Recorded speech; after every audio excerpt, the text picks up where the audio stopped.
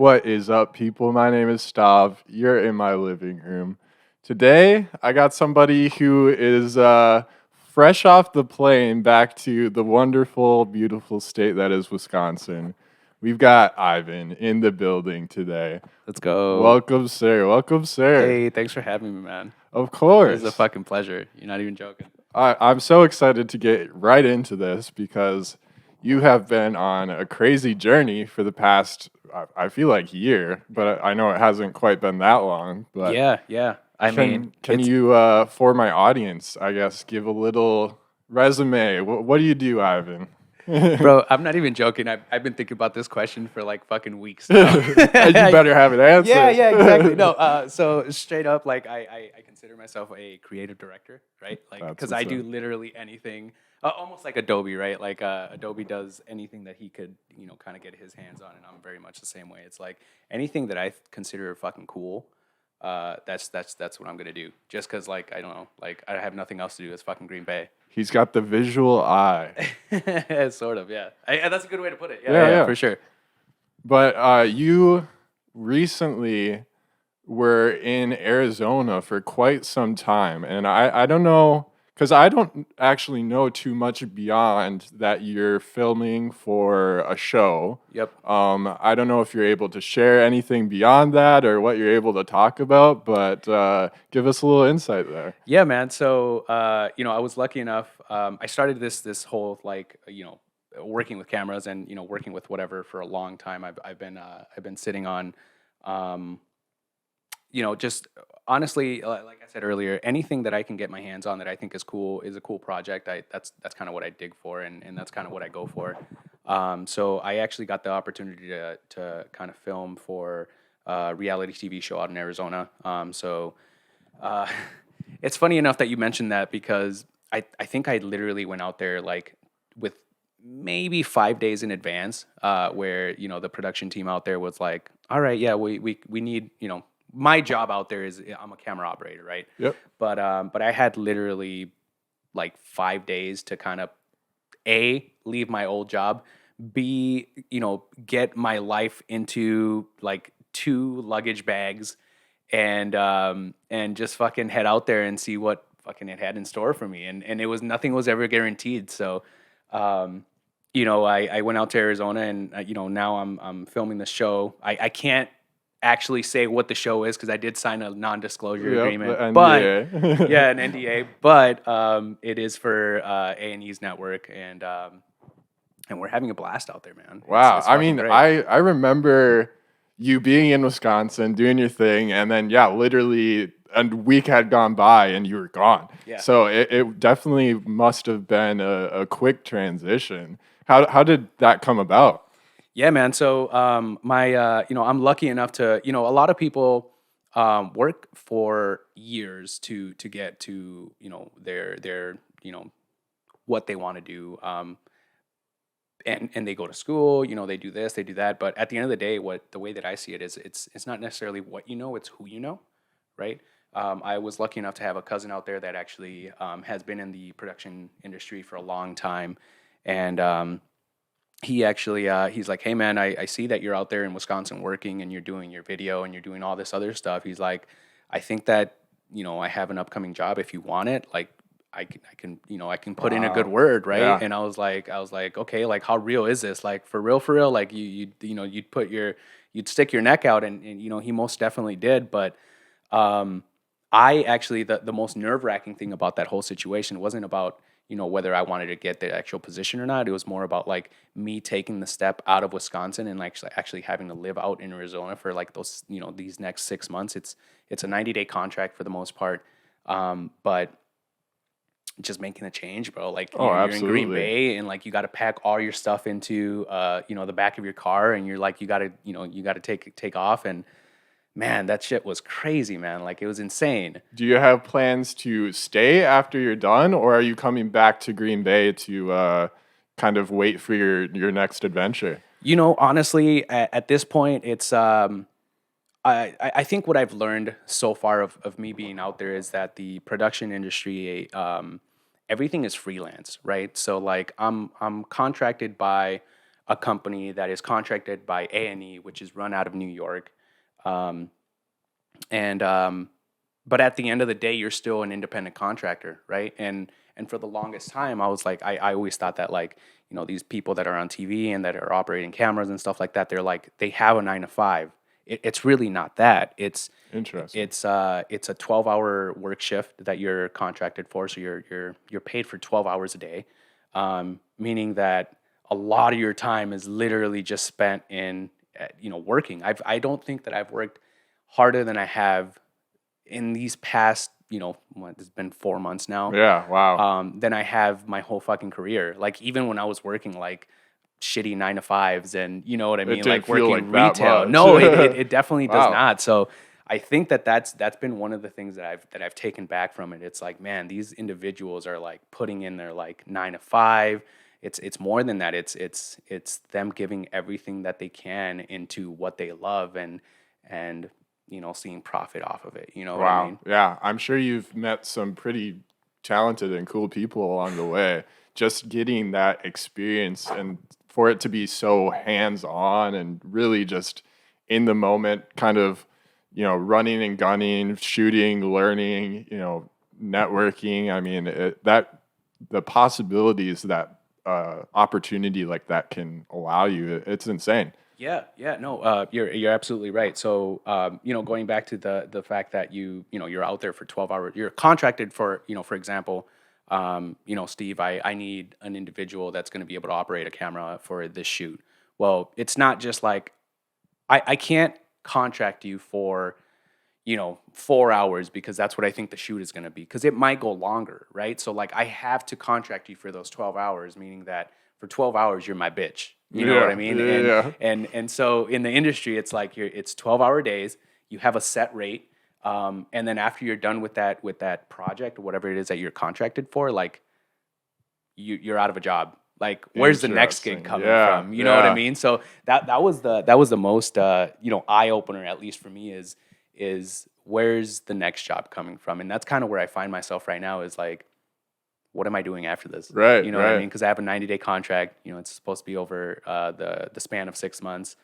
So And especially when you had some sort of job back here and giving that up on such short notice, and then wondering, yes, it's such great opportunity, but again, like, what is next, what's up and coming? And I don't think you can really stress and worry about that kind of stuff, because obviously if you're doing a good job and you're you know doing what you're supposed to be, I think an opportunity will probably work its way back into your life. But yeah, man. Yeah, no, and that's kind of the thing that I've been working on since I have been out there, is trying to network with as much people as I can, like, because at the end of the day, that's all you have, right? Like, for example, I think on 2 days ago, I ended up like going out with a buddy that used to work at the on the show that we were shooting.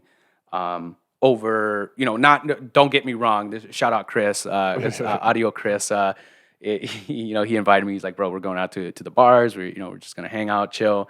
But like, knowing that he probably knows more people in the industry that he's probably gonna invite to this, to this thing.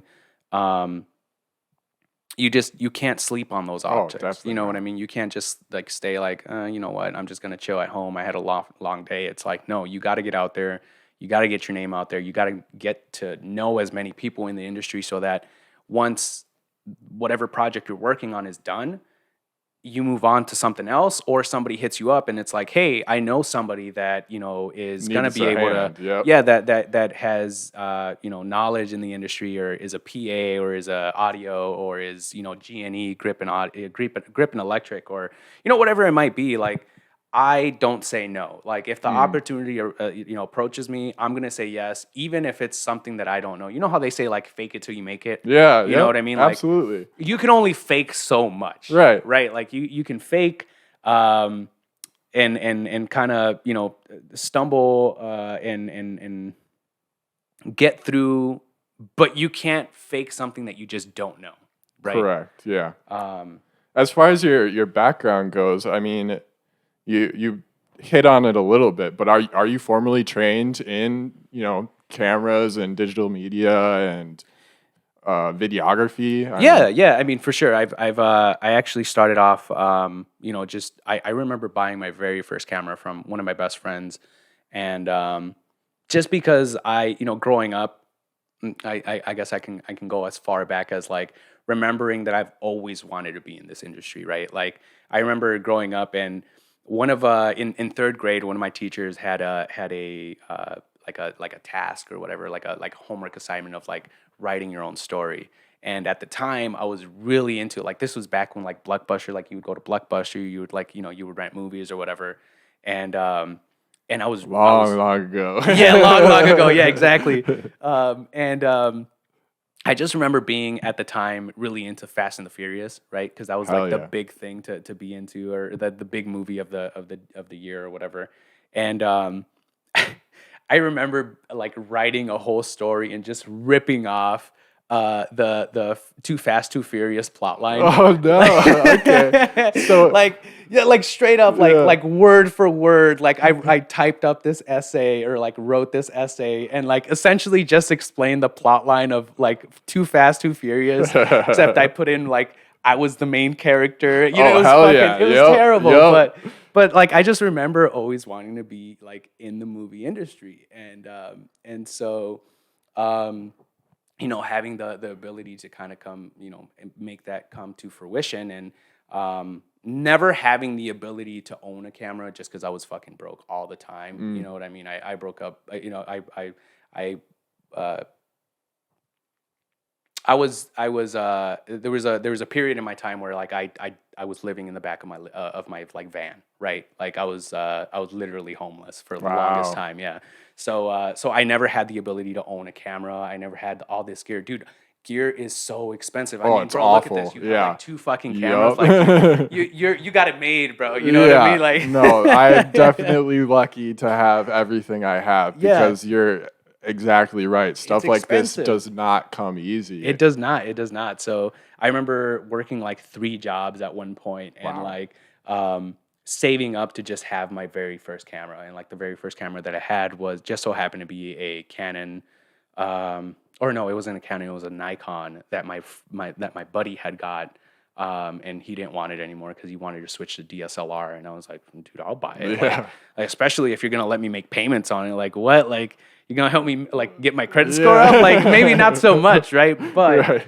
Um, Oh, but yeah, that's man. So, very first camera was a DSLR, and I was just kind of shooting on it for a little bit. And one thing kind of led to another. I eventually became more invested into working my 9 to 5, and then taking what I would like make from my 9 to 5 and like investing it back into my hobby, which was camera work, right? so Like, cool. Yeah. yeah, man. So like I've grinded so hard for years to just kind of own what I own now, and then eventually I got the chance to kind of branch off from my normal 9 to 5 and pick up actual work, which was with this company out of Appleton, which was Be Connected, and they do a lot of like marketing for like local businesses and stuff Yeah, like like that. social media, that kind of thing. 100%, 100%. So I did that for a little bit, and then that's when my cousin hit me up, and he's like, "I see that you're already doing this," and he's like, "I think you'd be a great addition to the team. Like, if you're willing to,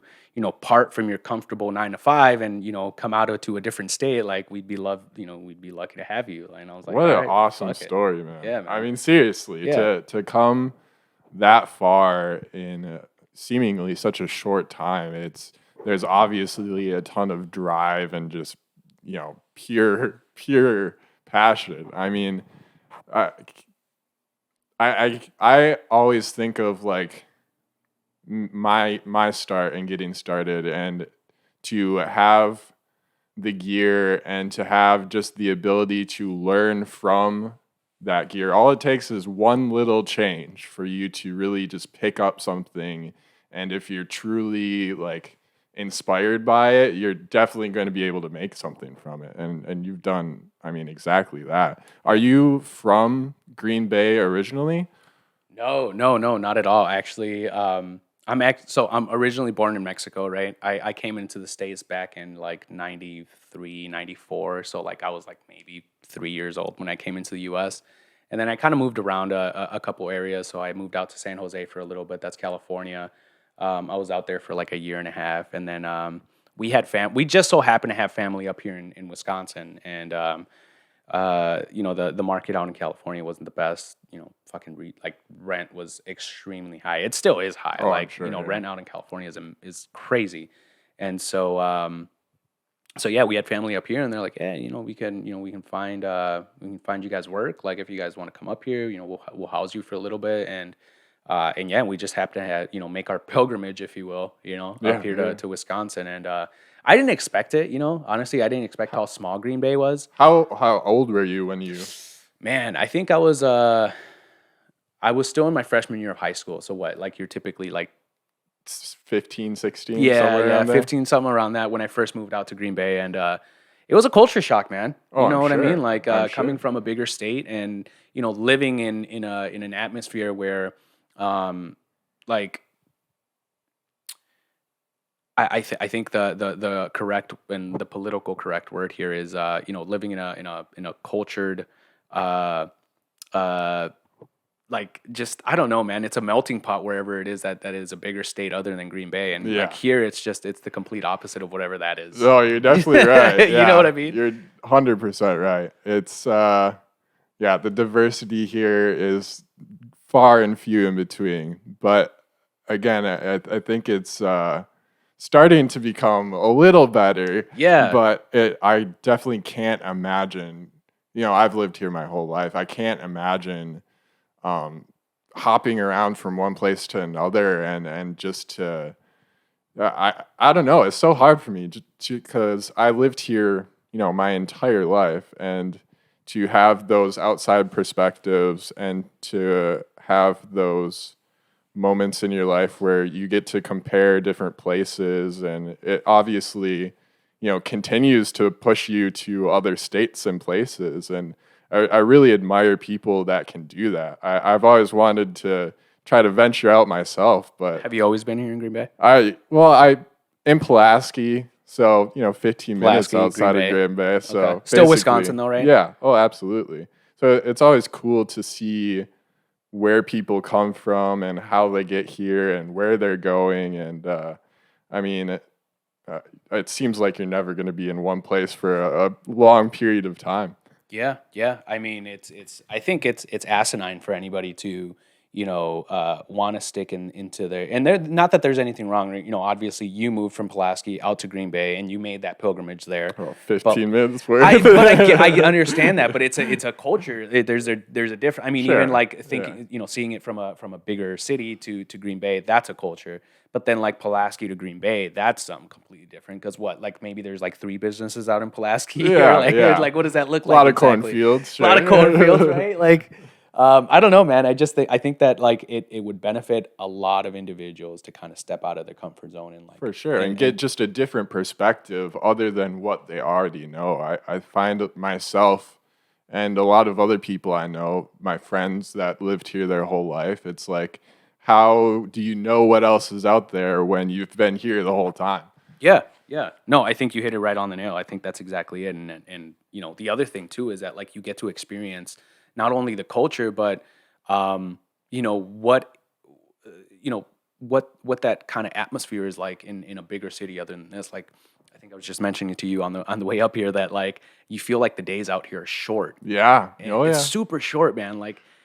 Out in Arizona, it's I feel like sunrise from 7 o'clock in the morning to fucking 9 o'clock at night, dude. Right. Those days seem long as fuck. You know what I mean? Sorry, can we cuss on here? All Absolutely. right. And I'm sure the sun is out practically all day, every day. It's insane, man. It's insane. So it gives you so many opportunities to be okay, for example, right now it's a little cloudy. What are you gonna do? Just chill at home? That's right. Cool. You can do that for a day or two, and then after that third day, you're just oh, it's gonna stay like this. It's gonna stay like this for a while. Yeah. Goddamn, yeah. Yeah. No, man. I'm extremely affected by the seasons and weather, and if the sun is out versus if the sun isn't even out. Sometimes I can see a difference in my mood. Yeah. You ever go to? Would you ever go out to Washington? Ah, gosh, Seattle. yeah. Seattle's a rainy always state. Just raining and cloudy. I don't think I could because if it's anything like Wisconsin, man, when that winter comes, it's rough. It's seriously rough. It really is, man. Those seasonal depressions get you. You know, the sun peaks out here, and people are like on meth. They're like, Right. "All right, let's Seriously. go." Like You know it's what I a mean? whole different game. Yeah. I wonder what it would be like sometimes to like live in Texas, you know, where Yeah. it's like dry and sunny Yeah. and Well, Laura's out here now. Out there yeah, now, right? Laura, dude, Shout out, Laura. Laura, if you are watching this, please come back to Wisconsin so you can sit on this couch and we can talk again. Hey, bro, you should do Zoom, Yeah, oh, I should. bro. You should. I should. For real. It's either that or I ship my chair to Texas and we do an episode there. Hey, that'd be sick. Hey, live with Stahv. Yeah. That'd be future concept in the works. Right You know what I was thinking of on the way out here? I was there. You know, hot ones, right? Yeah. Oh yeah. What about iced ones? Are you like eating ice cubes? No. or- So what you do is you take an ice bucket, or you take a bucket and you fill it with ice, Oh, okay. and then you have your guest dip their feet in ice, and just see and then how long. you just shoot them questions while they have to keep their feet in ice. Okay. Ice ones, we bro. could take it like a step further and do tubs and just however long they can last in the tub is however long the video is. So some people might be like a minute. Some like, people "I'm might be done. like, yeah, 30 I'm done. seconds. Yeah, no, for sure. Yeah, man. No, that's yeah. You know, sometimes I feel like you got to get out of your home state, bro. For real. Yeah. I'm sure eventually at some point in my life I will. I find myself in my current state just seeing so much fucking potential here. I mean, from the short time I've actually lived Green Bay and the even shorter time I've lived downtown Green Bay, there is just so much growth happening here in such a short time. And I think that Green Bay really is special in the way that it's kind of underrated currently, but has a ton of potential to be a larger city. You know, not as comparable to Chicago, but maybe similar to Milwaukee. How much of that comes down to like politics? Oh, a ton. Most of it, and, right? And the Packers, honestly, a ton of it is, yeah, based on, you know, the workings of the city, how well they're functioning, you know, if they're dumping a ton of money into infrastructure and their, you know, downtown areas, obviously it's going to bring more people. But I think it's happening as we speak. I think Green Bay is really going to, in the next 5-10 years, blossom into something more than it is now. Or at least I that's sure my hope so, hope. bro. Yeah. I sure hope so, honestly, because I feel like you're right. Green Bay does have so much potential, and you know, especially.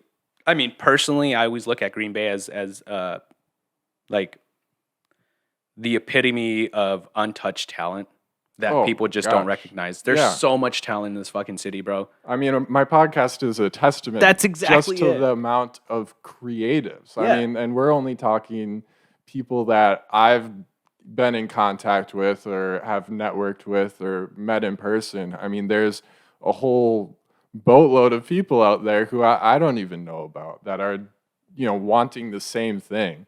So there's just so many people here that all want, I think, the same thing for Green Bay.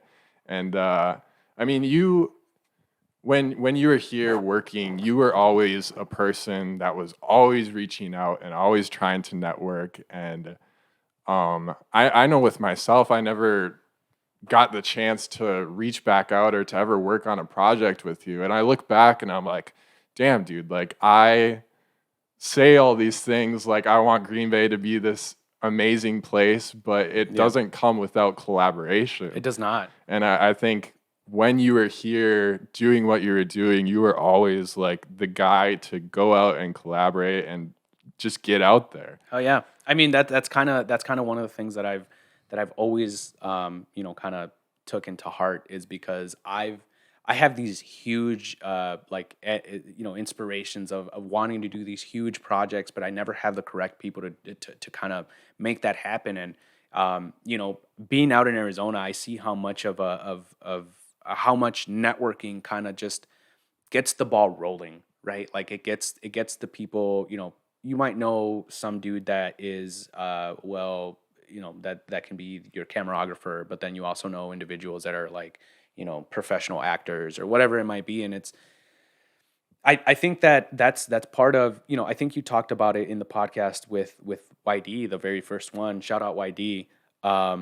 Of bringing people together, and I think that Green Bay just needs to grow out of the phase of wanting to do everything by themselves. Yeah. As much as I grew up in Green Bay, doing that exact thing is doing everything by myself. At the end of the day, dude, you're not going to get anywhere without a team. Oh, definitely not. Definitely not. And I think I've learned a lot of that over the past few years. And even, I still find myself in places where it's like, yeah, I don't know. I just can't break out of my shell so much. And what you're doing with this podcast, man. Oh, yeah.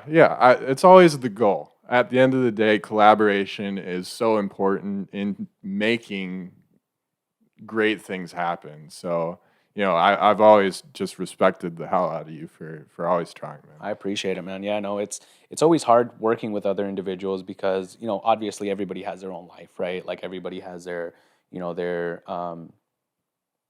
to 5, and and then you only have a short window of time where you can actually say like, all right, I can do this if you're able to do this, and like we can create some cool shit if you're able to like make it. And we both have the energy. Yeah, and we both have the energy, but like sometimes it just doesn't work. Yeah. And you can't fault somebody for that. You can't be upset over somebody being like, hey man, I know that, like, for example, this podcast, like I'm sure you have individuals where you would have to reschedule, at some point because they can't make it, and you can't be mad at them for that. Definitely not. You can't be upset for it, but when they're able to make it and when they're able to actually like come through, like you create something special. Absolutely. You know what I mean? And I never hold anybody to it, man. Like I've reached out to so many individuals that like, yo, let's collab, let's do this, let's do that. And a lot of them, typically are like, yeah, man, that'd be cool, that'd be awesome. And if it doesn't happen, it doesn't happen. You can't hold somebody towards that. Right. Yeah. If this podcast is a testament to anything, it's to just do it. Just get out there, and regardless of, I guess, how much energy you have, or if you think it's worth it, or whatever your reason is, just go out and collaborate. And a lot of good can come from something like this. Go out and do what you feel is needed in order for you to move your career forward. Yeah, absolutely. Today was an interesting day for me because Ivan, you are a man of great physique, right? You're in the gym all the time. I see your Instagram stories. You gotta gas me up, bro. Hold on here. I'm gonna land this play real quick. I have always been this like super slender, skinny guy.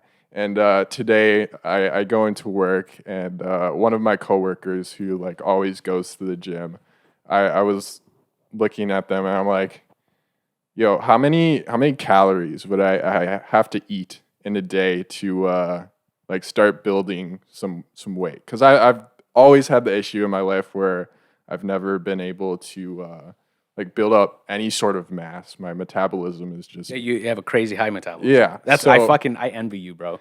Yeah, I eat like an ice cube and I'm like 20 pounds over. You know what I mean? Right.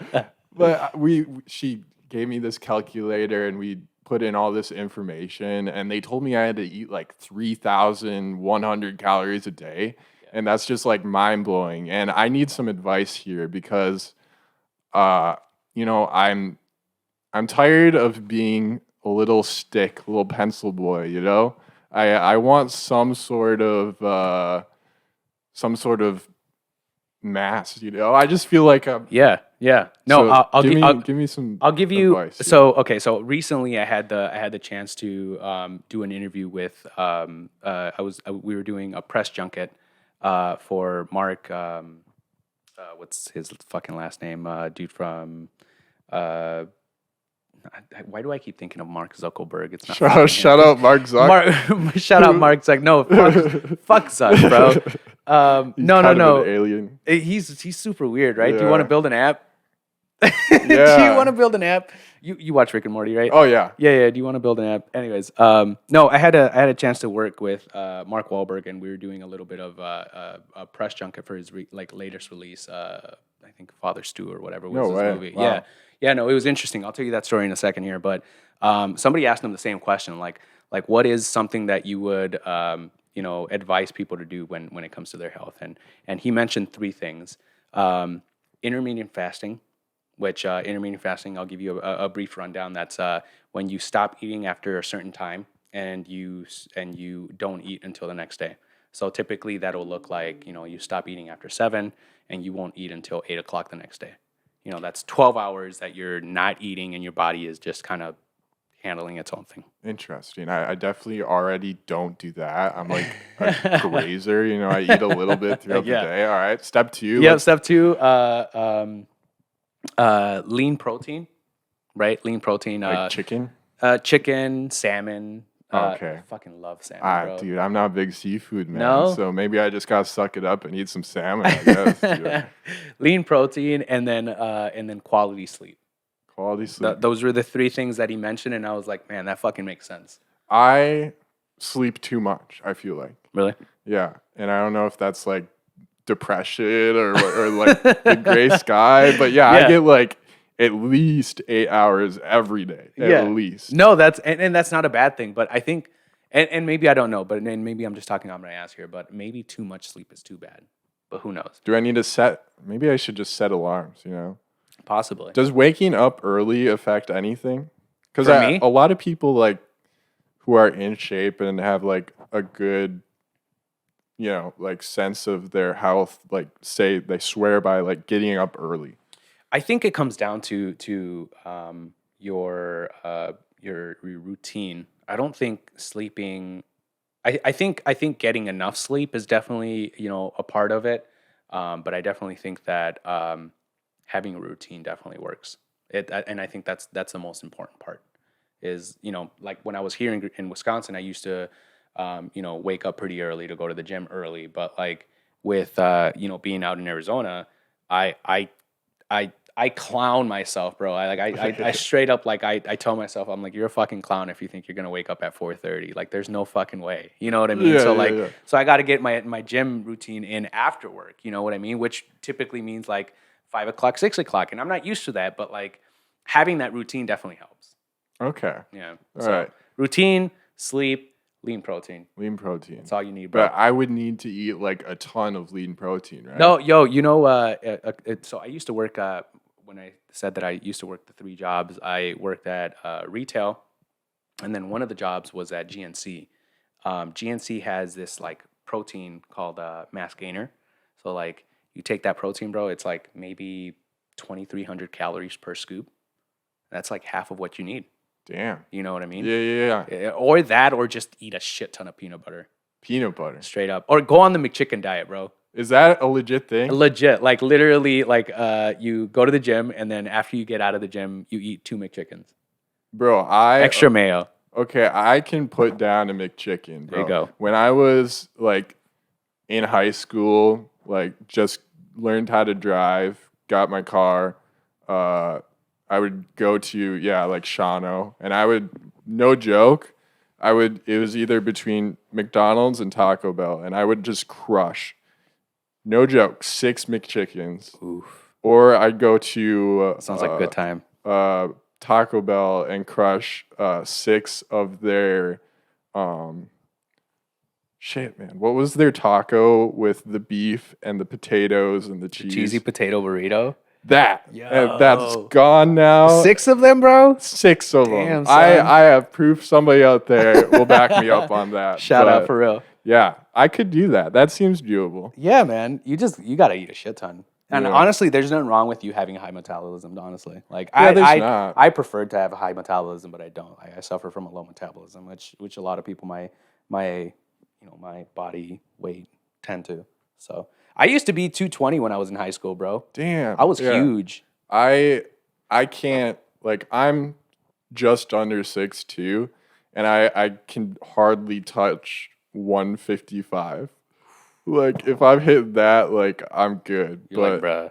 It's all, like, just skin and bones, man. There's Dude, nothing. you know what's funny, though? I envy you for having your skinny, kind of, because I've always envied that. Like, growing up, I used to be made fun of as the fat boy. And yeah, I've had the opposite problem, man. I'd be walking around and people think I'm, like, Slenderman, man. There have been more than a few times I've, like, scared people just because I'm a quiet walker, first of all, which Yeah. is a weird thing to say, but Sure. people always say I'm a quiet walker. I don't know. You just sneak up on people. Yeah, You yep. just pop up in a room and they're like, Yeah. yeah, you know Steven? And he's like, you mean that guy? And you're like, whoa. Yeah, or like I'm walking around in the dark and people get scared because there's just this tall, skinny figure, you know? Yeah, It's, for sure. Yeah. That's awesome, man. That's great. No, yeah. I mean, get your calories in, bro. Get your calories in and your sleep. You're already getting your sleep in. I'm already getting the sleep. Yeah, it's just probably a diet game. Yeah. Yeah. Diet games are hard, bro. That's half of the battle. Yeah, that's what I hear. A ton of, getting in shape and all of that is just 90% diet, you know? So I want to flip the script on you real quick. Yeah. So let's do it. I know that obviously this is Stav's living room. So I want to ask you some questions. Oh, okay. Let's get it. Let's do it. I'm down, man. What are you working on, bro? I feel like I haven't talked to you in forever. What are you working on? Yeah. Shit, man. This is great. All right, collect myself here. He's like, this came out of left field, bro. Yeah, I don't do much these days beyond work, podcast, and then a few like spare projects on the side. You're still at Gather, right? Yep, I'm at Gather on Broadway full time. Do social media marketing. I remember you. I'm sorry, I don't mean to cut you off. Oh, but no. I remember you mentioning to somebody about how you'd be surprised the type of shit that you can target, with the type of audience it's you can target. scary. Dude, it's scary, bro. Yeah. I was working at Be Connected, and I was the first time that I actually got into like the nitty gritty of things. Yep. Yo. I've worked now for a good year and a half, really diving into ads and running ad accounts and seeing, targeting certain audiences and taking them through the customer journey and watching them go from point A to point B.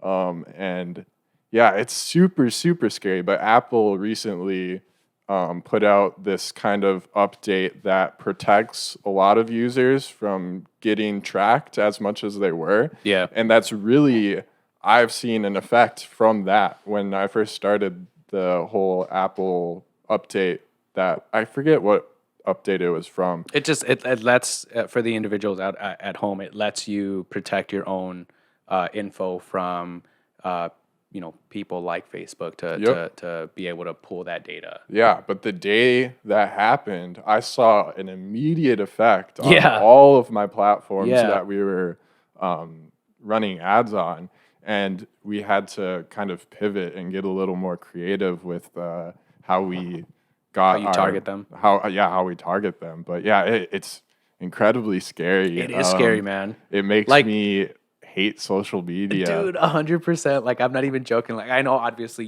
from firsthand of what that kind of looks like, but anytime I bring it up to people that I know and they're like, yeah, whatever. That's kind of what social media is, but it's like, no, you don't understand how The level. how deep the rabbit hole actually goes. Yeah, it's you know what bad. I mean? Yeah. It's crazy. I wasn't aware nearly how in depth it was, and I commend Apple for definitely protecting their users and going that extra step, because I think it's incredibly important. And even though I use these tools, it doesn't necessarily mean I support them being used. Yeah. No, there was I forget what his name was. I think his last name was Yang or something like that. He was running for president back in 2016, and he had brought up the crazy idea, and I think it's ahead of his time, to have we should get paid for our data. We should get paid from these fucking media giants to share our data, because they're making money off of our data. 100%. Like, that's our personal information. Like, why can't we make money off of that shit? You know what I mean? That's an interesting place to take it. But when things like that happen, more innovations just lead to, I don't want to get super out there, but in China, where they have literally cameras everywhere. Yeah, what do they call that? The social your social network score or something like that. Yeah, that's a real thing. It is, yeah. And it's eventually I feel like America will get to a point where think so? oh, absolutely, where we're getting our information tracked at that level if we don't continue to work on the things that protect our information. So yeah, it's extremely important to recognize what laws are being put in place and to really look into what you're voting for when you go out to vote. 100%. Because it's so important. Yeah. You remember the Vote or Die campaign with P. Diddy back in like maybe 2008? Okay, no, I think that's what it was. I do not explain. I mean, that's really it. You either vote or you die. Which Okay. you know, I think the marketing behind that was you know, if you don't vote, then you have people that are telling you what to do, and one of those things is that you have to go out to war and you fucking die. Yeah, dude, I didn't vote the first year I could vote. It was the presidential election, and I didn't vote. And I often go back and think like, why didn't I vote? Like, and I think a lot of it comes down to just educating yourself about the topics at hand, because when I was 18, 19, you know, just able to vote, I didn't really care, or I didn't really. Well, a lot of people that age don't give a fuck. But it's so important. Like, how do we make generations beyond us aware of the importance of such a thing? And I don't know. I always just look back on that and I think, man, I know people today that are my age that don't vote. They really don't. And what's their reason? Like, I was a person who didn't vote, and I was like, it doesn't matter. It doesn't make a difference. But, dude, definitely does. It definitely does, man. I mean, you know, honestly, I can't speak firsthand because I'm not allowed to vote. Not yet. Really? Yeah. No, like I said, I was born in Mexico. Like, okay. You know, I'm an immigrant here. Obviously, I have my status now, but like, it's just, I think it's one of the things that is super important. And, you know, I've been here since I was like 3 or 4. So like the ability to, you know, to vote is just so, I don't know, man. I take it personal. Yeah. You know what I mean? Because I've had so many years where I've paid my taxes, I've paid my dues, and I still can't vote. Like, absolutely, what do you mean? Especially when you've come here at such a young age. Yeah. I mean, you were practically born here. You know? Exactly. Yeah, that's insane, actually. Yeah. And you know, I don't hold it against anybody. Obviously, everybody's you do whatever the fuck you want to do, but I make sure that I'm mentioning it to all my loved ones, like, yo, you better get out to vote. Like, go. Like, you take that for granted, and I think that a lot of people do, and that's how fucking things become. That's how things hit the fan. That's how shit hits the fans, right? Like, people just like don't care, and then next thing you know, you have a dictator that's on, that's telling you what to do. That's the next step. Yeah, that's the next step. So I don't know, man. Without going down that rabbit hole. Second question for you, though. Obviously you've been working at Gather for a while now. Where do you see your next project going? Yeah, man. Goal with Gather is I've been with Gather for 2 years, 2.5, something like that. But I started out as a crew member who did setups and teardowns, and only recently have started the social media and marketing side. Sure. But I've done a ton of work in my time there to try to create. They didn't have a lot of framework on the back end for like pricing and like I do all of our pricing guides. I do a ton of graphic design and like. Is that your background?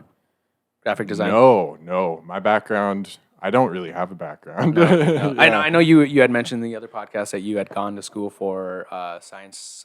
Yeah, computer science. I was going yeah. for game design and development. Okay. Which is, like making fucking like Crash Bandicoot. Yeah, exactly. Like a whole different realm. Yeah. But I'd fake it till you make it. Yeah, 100%.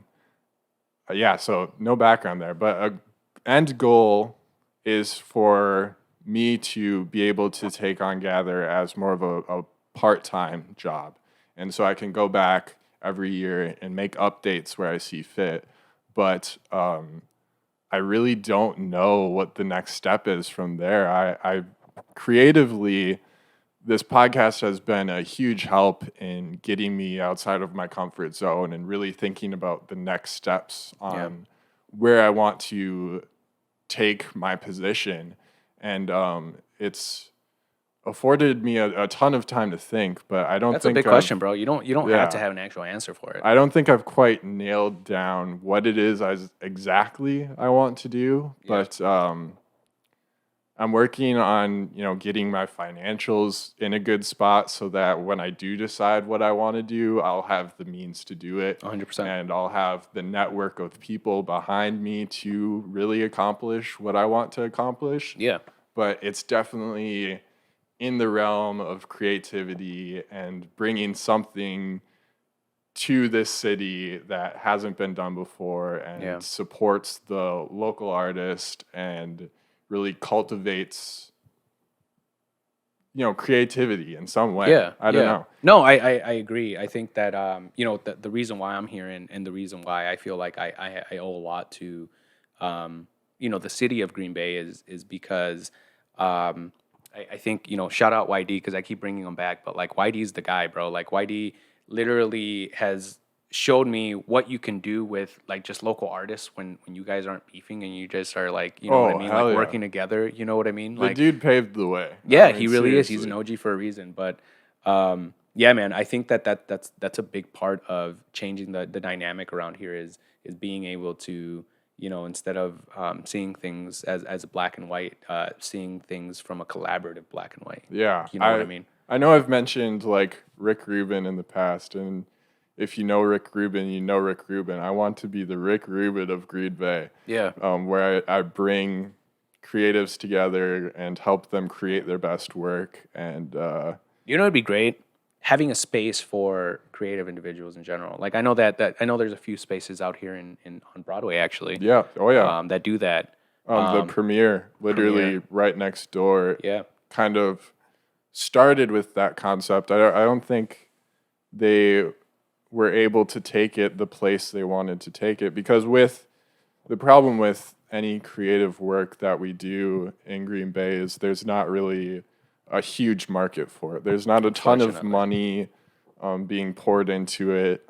It's starting to get better, but yeah, there isn't a lot of ways to monetize it. So there has to be a very creative way that monetizes the whatever product you're wanting to put out there so that you can, reinvest it and continue to grow. So I have a question. Why does it have to be monetized? I think it has to be monetized because people always say that money doesn't bring happiness or money doesn't unlock You never see somebody doors. sad on a jet ski, bro. Yeah, exactly. Exactly. I I think money is necessary for these types of things to come to fruition, and without the proper management behind the scenes to make it financially viable for people to make it their full-time jobs, how are you ever going to expect somebody to stick with it? And because I dropped out of school. I did the whole freelance thing for 2-3 years, and I drained my bank account. By the time I drained my bank account, I'm like, oh shit, I can't keep doing this. I have to go out, find a job, get my money back up, and hopefully by then I'll be able to give it another shot. Yeah. But you can't make anything happen unless you have money, man. So I have to play devil's advocate here. Absolutely. I feel like don't get me wrong. I think that monetizing, situations like that are definitely, needed. But to change the culture, I think you got to do it for the reasons of that exact thing. Is to you can't monetize something unless you have individuals that understand what the bigger picture is. Oh, don't get me wrong. It's not driven by just the financials, right, but it is a key point in making it sustainable. I think so, 100%. And I think that comes down to, local city officials and wanting to actually, make the city more than just fucking football. You know what I mean? Nothing wrong with football. I fucking love the Packers. You know what I mean? I bleed green and gold, but like, man, I think that sometimes that's all we can fucking offer, and I think that we're more than that. Yeah, I agree. And I think that narrative is kind of shifting. There is a lot more of creative businesses popping up and being supported locally. That's one thing the pandemic has helped tremendously is just local support and local culture.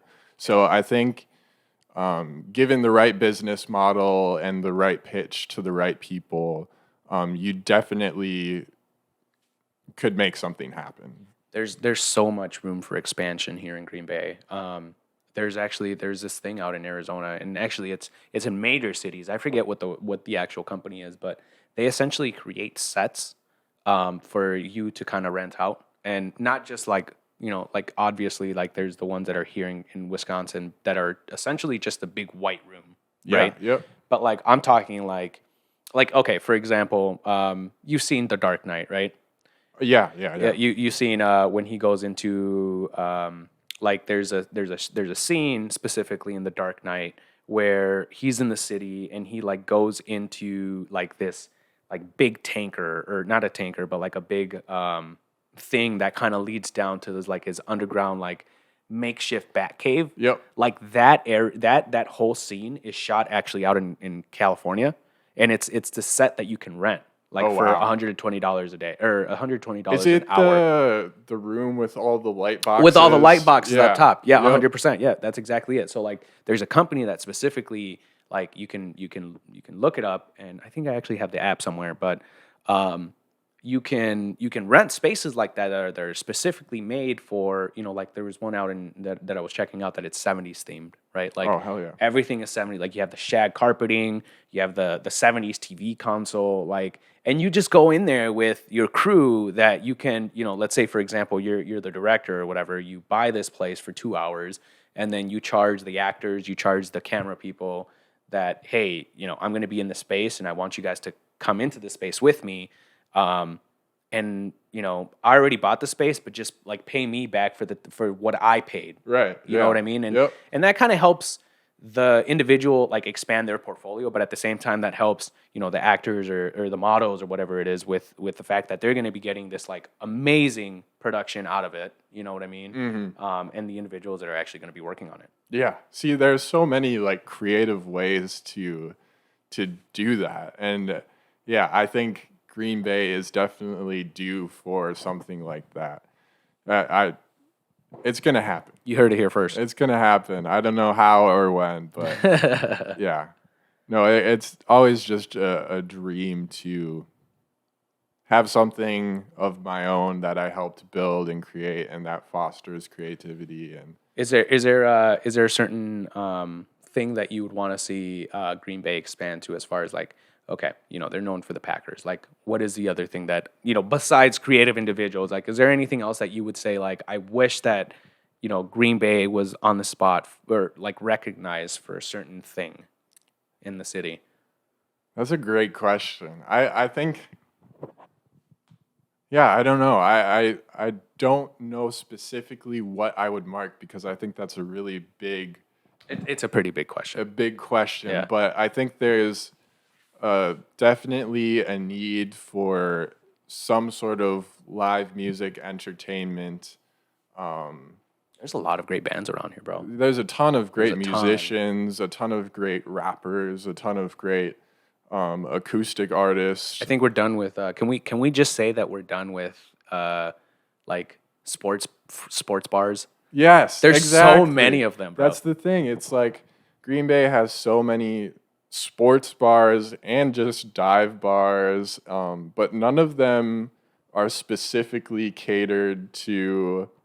Like we have Stirrups, we have Black Saddle, we have like Ed Never heard of 'em, bro. We got like Never all heard of 'em. these places Yeah. that are just the complete opposite of what Green Bay needs. 100%. Yeah. No, But they're always packed to the max. There are always people out there. which makes it hard for that change. yes, Right? Like exactly. I remember. So out in Arizona, there's an underground scene, and let me just kind of get into I this real love quick, 'cause, underground scenes. dude. Like, so one of the underground scenes that I just recently visited is the pizza shop. Right? It's a pizza shop. They're known for their like great pizza, but if you go there after like 8 o'clock, there is so there's the pizza shop, and then if you kind of take a right, like from where all their pizzas are, you walk into a cooler and you open the cooler, right? It's like a speakeasy, right? Yes, dude. Yes. You open the cooler and then you're in a fucking nightclub. Yeah, love it, dude. Dude, love it's insane. And then there's this other one that I went to that it's called the White Rabbit out in Gilbert, Arizona. I think I've heard of this place. Dude, the White Rabbit is insane. It's literally a speakeasy to the T. Like you walk in, first off, you gotta know the password to get in. Yes. Right. Yep. And granted, you can get the password off the website. But Right. that's the point. That's half of the fun, right? Right, It's like right. knowing what the password is. Getting in, yeah. Yeah. And so you go into this fucking speakeasy and like you go downstairs and you hang a right, and then you're just greeted with a big wall. Like it's just a big square wall of like just black. Like there's nothing there. But if you push one of the walls, there's just a huge fucking room there like that you would have never seen. Like it's insane. Yes, dude. Hey, what are you doing after this, man? We need to draft up Let's some go. business Yeah, dude. models because That'd be insane, dude. I would love that for Green Bay. Could you imagine that? Oh like, my god, it would do so well. yeah. It would do so well. 100%. No, I think so. And I think that's part of the culture that Green Bay is missing is that they're so focused on their football and their drinks and their tobacco, whatever it is that guys do. Their dip. Yeah, their dip. Yeah. No, man, it's there's definitely need for expansion at some point. Yeah, man, I love where your head's at, and mine's definitely in a similar spot. I do have some ideas in the general realm of what you're speaking of that I don't wish to disclose on camera. Yeah, but because there's people that I'm always working on things, Yeah. and I definitely do have some games of chess currently in play. we'll leave it at that. Yes, we'll leave it at that. Adobe yeah. told me, and this is some great advice, that not everything has to be made public, or you can just do things on your own to create for yourself. And Oh, yeah. I think, And you do that, obviously. yeah, I think that's a huge part of what I do is just working on a project for myself that's driven solely by myself and what I want to do with it. And Well, to and- put it in front of an audience is obviously a scary thing. Yeah. But it also That's your baby. It also kind of spoils things, I think. I love surprising people. I love, the podcast. I didn't tell anybody really that I was going to do a podcast. Until I just episode one dropped. Yeah, I just, got my gear together. I hit up YD. I contacted a few friends and got some opinions, but then I just went for it. Yeah. So I love doing that kind of thing. Yeah, no, I think that keeping those creative pieces to heart and not letting them see the night of day or whatever that saying is, it's important to any artist. You know what I mean? Like any artist that is going to be making either music or art or whatever, they always have that one piece that they're going to keep close to the chest. Oh, absolutely. And I don't think there's anything wrong with that. I think that's the way that it should be. Yeah, Everybody has their 100%. babies. Yeah. And a lot of my projects that I work on beyond just digital media and photography and videography are like completely unrelated to anything. Yeah. Like I have a love for architecture that kind of spawned only a few years ago, and I've been kind of Yeah, like buildings and shit. Yeah. Yeah, I love. Yeah, and yeah. I've kind of been enjoying like interior design and like space and light and I playing actually- with all of that. I and- didn't have a firm grasp as to what interior design was up until I started this show. Because the show that I'm working on right now, we have an interior design. Yes, that's artist. so cool. The guy works his fucking ass off. Oh, I bro. believe it. And it's insane the things that you can do with the space. Like, I mean, your space is fucking awesome, dude. Like, look at this place. Like, this is awesome. Thank you. The lighting is try. great. But yeah, man, it's like if you can make the space that you're in that it's living, breathing art that you can actually like enjoy. Absolutely. You know what I mean? And I don't think that there's many art forms of art that do that. You know what I mean? It completely can dictate how you're feeling or your mood, just simply by lighting and the types of objects and textures you have in a room. It's insane. Yeah. And I've just only recently started like diving into that world and Yeah. learning about it, and I've had a blast doing it. Hell yeah. So yeah, little things like that here and there. It's Yeah, man. there's always gonna be something. There's always something. I want to, what I think is the new thing that is going to come out of at least I think within the next decade or so is the virtual reality, art scene. Like, what is that? Obviously we have NFTs. Brian is doing that Dookies or whatever. But I want to know what the next NFT is, which it's so out there that you can't really grasp as to what that kind of looks like because it's such a new space. Oh yeah. Do you know what I mean? Yep. There are a ton of like super big companies reaching into the world of the digital world. Like the old CEO of Disney is now CEO of a different company that deals solely with virtual clothing and virtual fashion. Really? So there's so much emerging in that world that is completely, it feels insane. But speaking of Disney, I don't mean to cut you off real quick, but you know what I heard? So Arizona has the cryo lab that houses like I think it's like 300 individuals that were frozen back in 1990. No fucking way. And one of the so I actually so there's this audio guy that filled in a couple weeks ago for a regular audio guy, and he said that he got a chance to work on a set that was recording like where they're at right now with like technology and these individuals like back in the 90s. I don't know if you ever heard about it, but like I've never heard of this. So it was essentially like Futurama, obviously, right? They essentially signed waivers and shit like that for their bodies to be preserved until the technology was far along in advance to kind of bring them back to life. Wow. So there is 300 plus individuals in this room that are frozen, and apparently like one of them is supposed to be like Walt Disney himself. Wow. Yeah. No. Yeah. But apparently he said that's all make believe, right? Like he said that's not true, that he's not there. But the possibilities. The possibilities, bro. Like, do you imagine that there's 300 individuals that like gave up their life to like just to see, like, okay, well, I mean, if you can bring me back to life in 400 years, like, why not? Yeah. That's so scary, man. I mean, I wonder if their lives were just, like, so piss poor that they're like, wow, what do I gotta lose? But I would imagine that you would have to have a pretty dime to do that, though. You know what I mean? That's also true, yeah. So, I mean, I wouldn't say piss poor, but definitely, like, they didn't have anything else going on. Yeah, something happened in their life where the next day they just woke up and chose. They're just like, you know what? Cryo? Why not? What else do I got? Let's send it, see when I wake up. That's insane. No, man. Yeah, so there's a building out there that is housing these dead bodies that are just frozen. No, they ain't dead. They're coming back. They're coming back, bro. That's some zombie shit, yeah. Oh, man. That's insane. Yeah, I mean, it's got to happen at some point, right? Yeah. I would love to meet one of those individuals and interview them, see what's going on in their brain. Right? That's so interesting. I can't imagine the headspace you'd have to be in to be like. Could you imagine the toll that would take on your family, though? Oh yeah, hey, I'm gonna go die tomorrow, but I'll see you guys in 3,000 years. Right, I'll see like our great grandkids, and I'll tell them you said hi. Yeah, they might be cooler than you. I don't know. Yeah, man. Well, Ivan, we have, how long have we been at this?